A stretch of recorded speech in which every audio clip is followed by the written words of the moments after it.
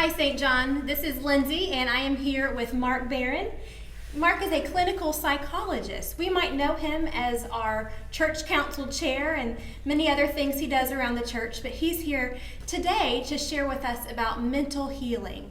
Thanks for joining us, Mark. Glad to be here. Thanks for asking me, Lindsay. Mark, how did you get involved in being a clinical psychologist? Well, my first exposure to psychology as a profession had to do with some training in undergraduate school.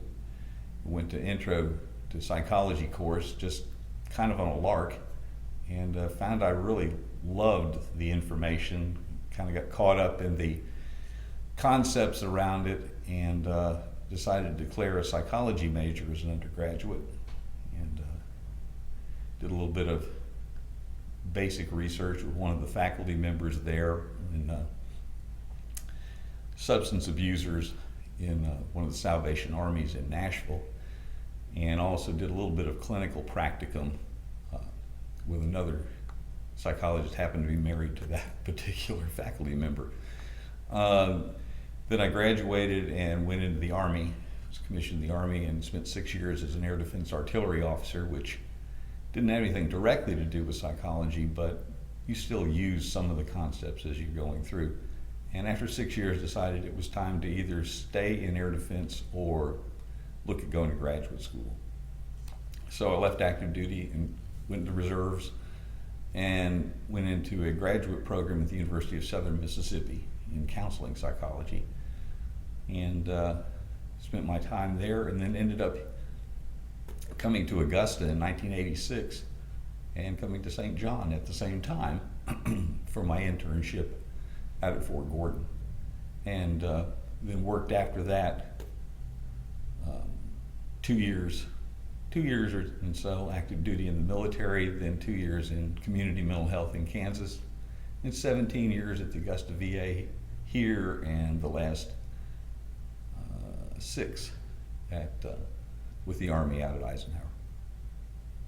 So psychology and mental health has been a huge part of your life. So why exactly did you get involved in it, and why is mental healing so important to you? Well, the idea of, early on in my training, there were very few people that actually in public wanted to talk about psychology, wanted to talk about mental health issues. They were a little bit embarrassing. We didn't really see much in the popular media about them. The newspaper, magazines didn't talk about them, not like they do today anyway.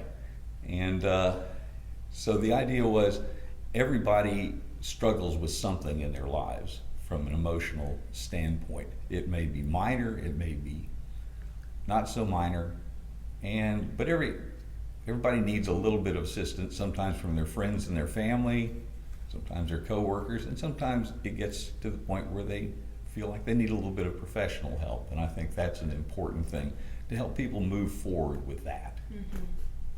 Absolutely. What is required for mental healing? What are some of the tools we need in order to heal? Well, the first thing is to acknowledge a need for making some change in your life. Most of us, we get anxious or we get down, and it goes away in a day or two. Or something distracts us, somebody calls, and we get sidetracked off of that, and we're doing fine. But for many times, if it's a persistent sort of thing, then we need to be willing to ask for assistance. And most of us don't like to ask for assistance.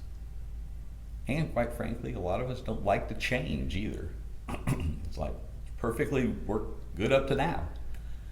But willingness to ask, willingness to recognize a need for change, and then going into therapy of any kind is not really a comfortable thing for most people.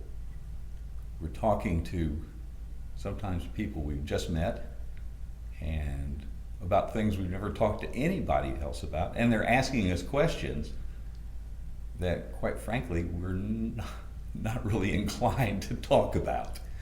So we have to tolerate some of that discomfort as we move through that.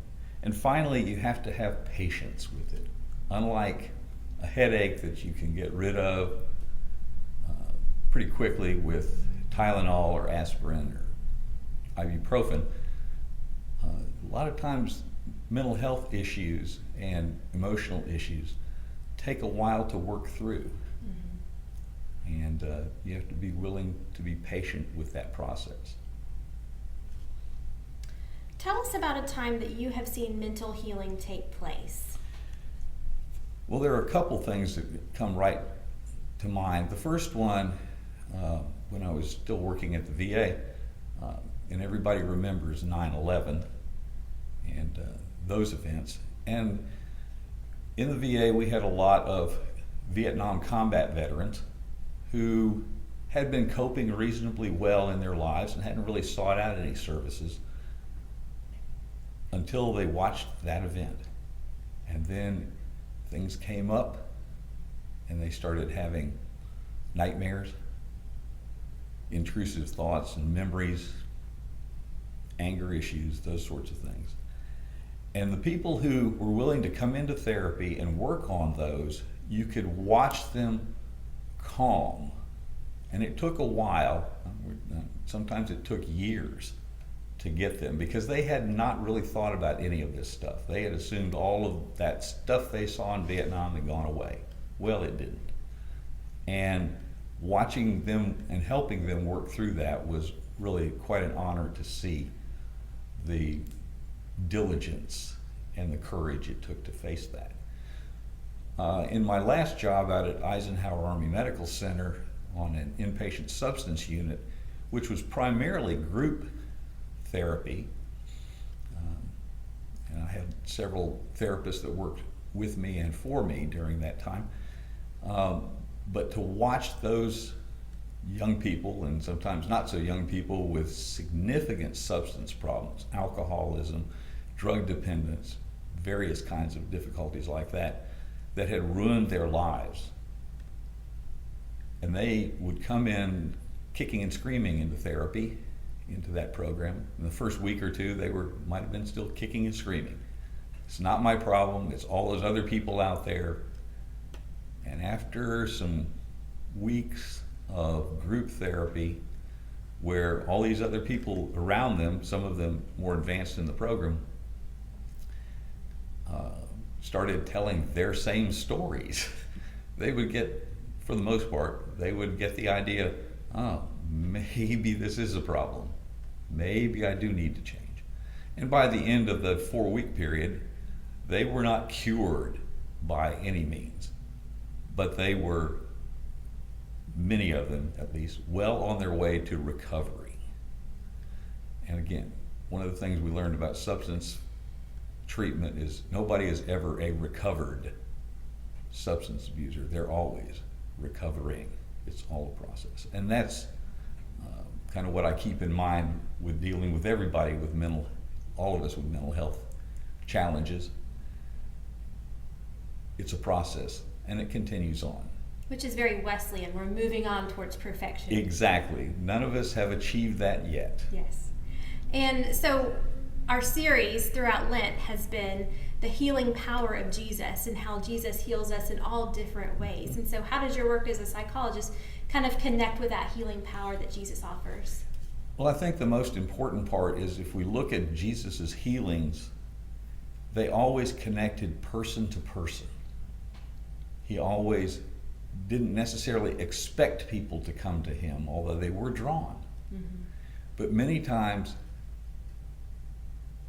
he was available to them, and that's really what therapy and mental health treatment is all about, is at the core a person-to-person contact, be it a human person or a human and divine person in Jesus's case, that could help move them along past where they were. Mm-hmm. And in his case, he actually could heal people. I don't ever claim that. Right. But I think it's all part and parcel of healing in general. Mm-hmm. Well, thank you for joining us, Mark. And thank you for listening in on our conversation about mental healing.